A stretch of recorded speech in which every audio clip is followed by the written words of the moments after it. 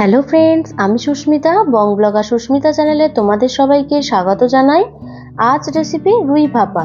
আমরা সবসময় তো ইলিশ ভাপা করে খেয়ে থাকি, কিন্তু একবার আমার মতন করে রুই ভাপা খেয়ে দেখো, অসাধারণ খেতে লাগবে।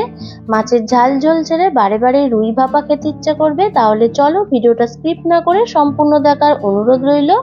আর আমার এই রেসিপিটা ভালো লাগলে অবশ্যই ভিডিওটাতে লাইক কমেন্ট শেয়ার করে দিতে কিন্তু একেবারেই ভুলে যেও না। মাছগুলো ভালোভাবে ধুয়ে নেওয়ার পর লবণ ও হলুদ গুঁড়ো দিয়ে কয়েক ফোঁটা সর্ষের তেল দিয়ে ভালোভাবে মাখিয়ে নেব। তোমরা মনে করলে হলুদ গুঁড়ো নাও দিতে পারো, রং হওয়ার জন্য আমি এখানে হলুদ গুঁড়ো ব্যবহার করেছি। প্যানে এখানে সর্ষের তেল দিয়ে দেব। তেল গরম হতে থাকুক, ততক্ষণে কি লাগছে সেটা তোমাদের সাথে শেয়ার করি।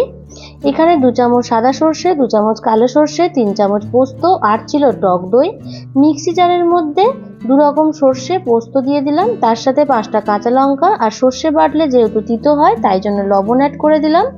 তাতে সামান্য জল দিয়ে একটা স্মুথ পেস্ট বানিয়ে নেব। তেল গরম হয়ে গিয়েছে, তাই মাছগুলোকে এপিট ওপিট করে হালকাভাবে ভেজে নেব। তোমরা মনে করলে লবণ হলুদ দিয়ে মাখিয়ে নেওয়া কাঁচা মাছও দিতে পারো, কিন্তু কাঁচা মাছের একটা গন্ধ থাকে, তাই আমি হালকা করে ভেজে নিয়েছি। মাছ ভাজা হয়ে গিয়েছে, এবার একে একে মাছ ভাজাগুলো তুলে নেব। যে একটা স্মুথ পেস্ট বানিয়েছিলাম সর্ষে পোস্ত, সেটা একটা পাত্রে ঢেলে নিলাম।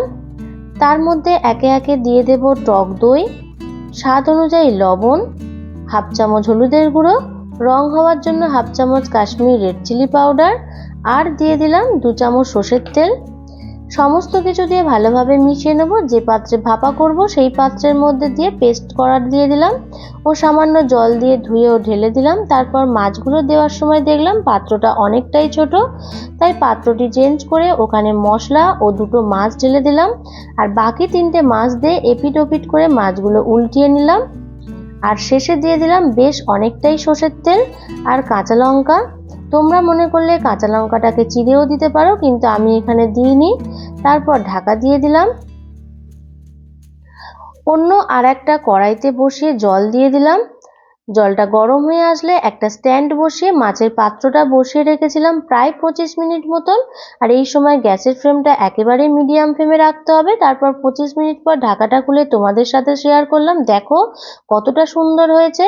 আমি গ্যারান্টি দিয়ে বলতে পারি, এরকম করে একবার খেয়ে দেখো, মুখে লেগে থাকবে। নতুন কেউ দেখে থাকলে চ্যানেলটাকে সাবস্ক্রাইব করে দিয়ে বেল আইকনটাকে অল করে দিও। ভিডিওটা ভালো লাগলে অবশ্যই লাইক কমেন্ট শেয়ার করে দিও। আবার দেখা হবে নতুন কোনো রেসিপি নিয়ে। তোমরা ভালো থেকো, সুস্থ থেকো, টাটা।